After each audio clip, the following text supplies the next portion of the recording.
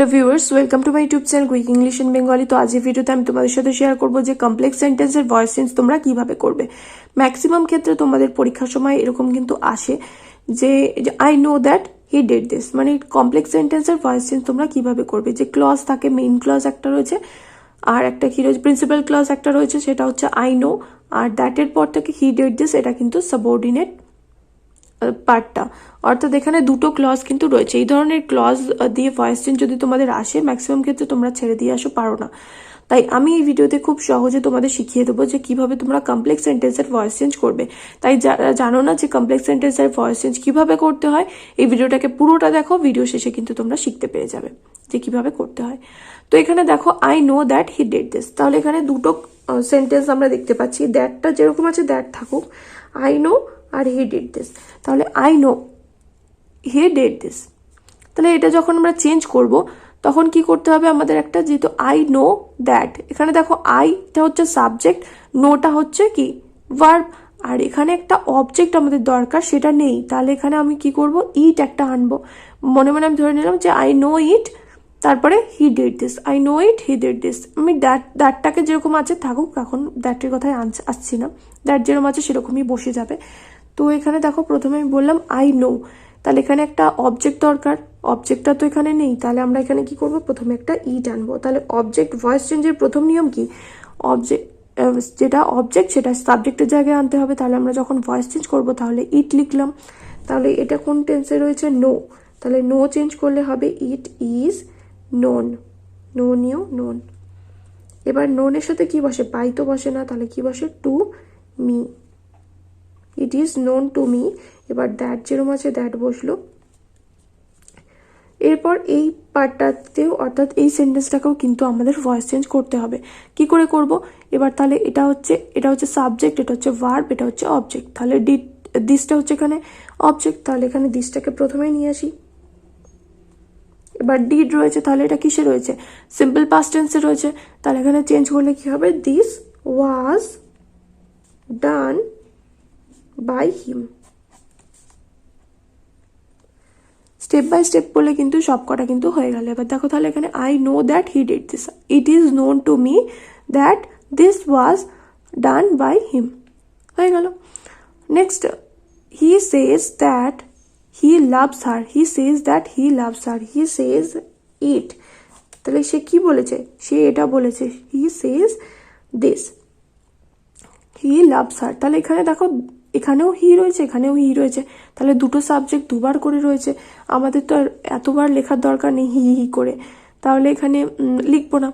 তাহলে এবারে কি করবো, দেখো হি সেজ দ্যাট হি লাভস হার, সে বলে যে সে তাকে ভালোবাসে। এই সেন্টেন্সটা নিয়ে আমাদের কোনো গড়বড় নেই, এই সেন্টেন্সটা ঠিক আছে।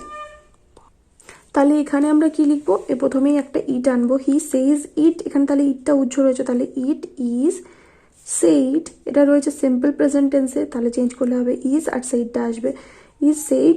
এবার এখানে বাই হিমটা আর লিখবো না, কেন লিখবো না সেটা তোমরা পরে বুঝতে পারবে। দ্যাট এখানে বসালাম, তারপরে এখানে তাহলে এটা অবজেক্ট কি, এখানে হারটা হচ্ছে অবজেক্ট, তাহলে এখানে প্রথমে শি নিয়ে আসি, আর চেঞ্জ করলে শি হয়ে যাবে। তাহলে এখানে এটাও রয়েছে সিম্পল প্রেজেন্ট টেন্সে, তাহলে শি ইজ লাভড। এবার হি রয়েছে, তাহলে হিটা যদি অবজেক্টে যায় তাহলে কি হয়ে যাবে, বাই হিম হয়ে যাবে। যদি আমি এখানে একবার বাই হিম লিখেছি, আবার যদি আমি এখানে বাই হিম লিখতাম তাহলে কিন্তু মানে একটা সেন্টেন্সে দুবার করে আমি বাই হিম লিখতে পারবো না। তাহলে এখানে তার জন্য আমরা কি করলাম, এখানে বাই হিমটা না লিখে একদম লাস্টে লিখে দিয়েছি বাই হিম, কারণ এখানেও তো বাই হিম বসবে, ঠিক আছে। Next, it is said that they know it, তাহলে ইট ইজ সেইড এটা একটা রয়েছে, এটা কিন্তু প্যাসিভে রয়েছে, আর দে নো ইট এটা কিন্তু অ্যাক্টিভে রয়েছে। তাহলে এরকমভাবে থাকলে কিভাবে করব, ইট ইজ সেইড এটা বলা হয় যে কে বলে, আমি ধরে নিচ্ছি সবাই বলে, তাহলে এখানে এভরিবডি আনলাম, এটা যেহেতু প্যাসিভে রয়েছে তার জন্য এভরিবডি এখানে আনলাম। দেখো ইট ইজ সেইড কে বলে এগুলো, it is said by everybody, okay. তাহলে সবার দ্বারা বলা হয়, এভরিবডি এখানে উজ্জ্ব রয়েছে, তাহলে আমি এখানে এভরিবডিটা নিয়ে আসলাম। এভরিবডি কি বলে সবাই, এভরিবডি সেজ। এবার ইজ সেইড কোথা থেকে এসছে, সেজ থেকে, এটাও আছে সিম্পল প্রেজেন্ট টেন্সে।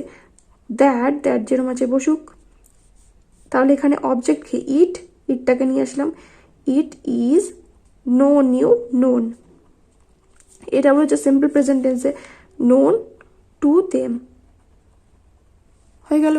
Next, we can not undo what we do, we can not undo what we do মানে যেটা আমরা করে ফেলেছি করি, মানে যেটা আমরা করি সেটাকে আমরা ঠিক করতে পারি না। উই ক্যান নট আনডু মানে আমাদের করা জিনিসটাকে আমরা সেটাকে আনডু করতে পারি না, মানে যেরকম কম্পিউটারে অপশন থাকে যে আনডু করার, সেটা কিন্তু আমাদের জীবনের সাথে থাকে না। যেটা আমরা করে ফেলেছি কাজটা, সেটাকে আবার আনডু করা যায় না, মানে আগের অবস্থায় ফিরিয়ে নিয়ে আসা যায় না। We can not undo what we do, তাহলে এখানে দেখো we can not undo what we do, তাহলে এখানে এই যে সাবঅর্ডিনেট পার্টটা রয়েছে সেটা কি করবো, এরকমভাবে আমরা প্রথমে নিয়ে আসবো।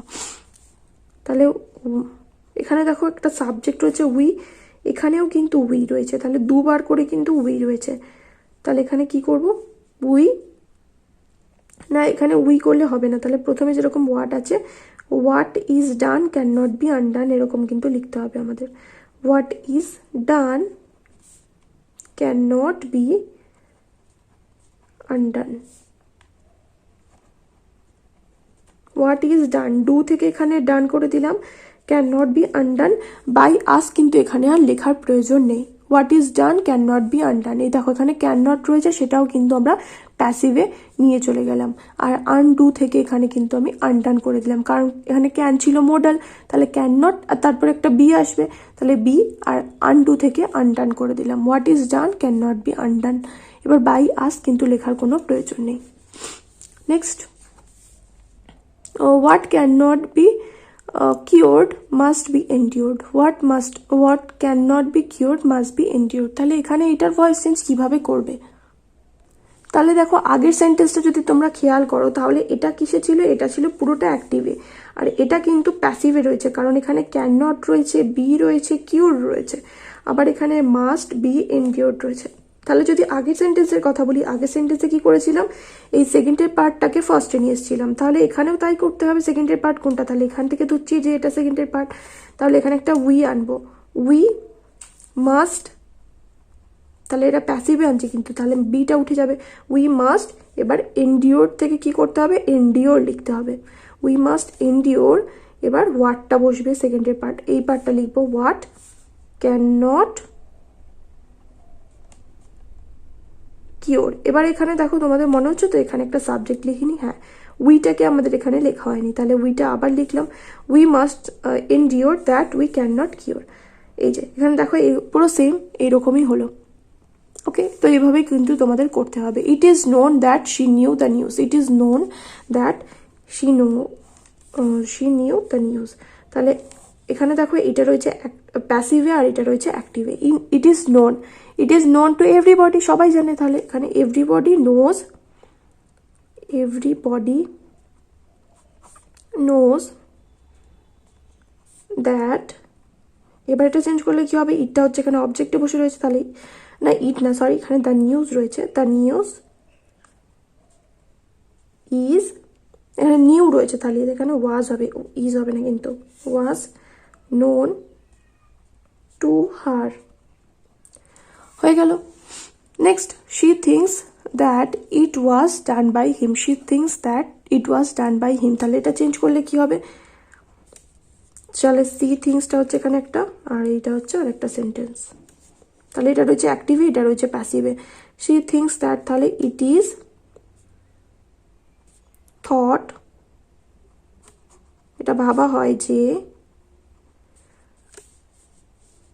ডান বাই হিম রয়েছে, তাহলে এখানে দেখো কি হবে এটা, তাহলে এটা রয়েছে প্যাসিভে, তাহলে এখানে চেঞ্জ করলে হবে হি ডিড দিস, কারণ ওয়াজ ডান কোথা থেকে এসছে, ডিড থেকে, ডিড ইট, ইট রয়েছে, তাহলে ইট বসালাম।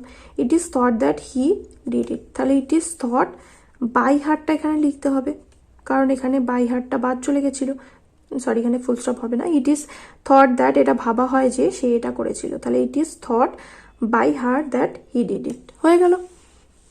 তাহলে এই হলো তোমাদের কমপ্লেক্স সেন্টেন্সের ভয়েস চেঞ্জ। যদি ভিডিও ভালো লাগে অবশ্যই করে বন্ধুদের সাথে শেয়ার করার রিকোয়েস্ট রইল তোমাদের। দেখা হবে নেক্সট ভিডিওতে, টিল দেন।